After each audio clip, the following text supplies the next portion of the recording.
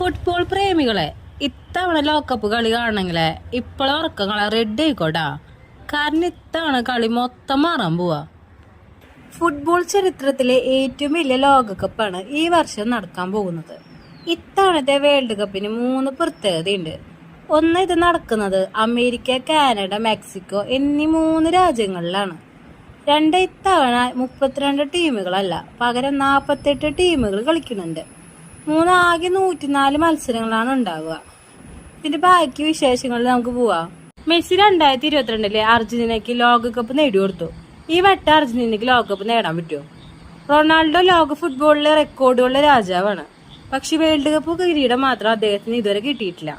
അതുകൊണ്ട് 2026 റൊണാൾഡോയുടെ കരിയറിലെ ഏറ്റവും പ്രധാനപ്പെട്ട ടൂർണമെന്റിൽ ഒന്നായിരിക്കും.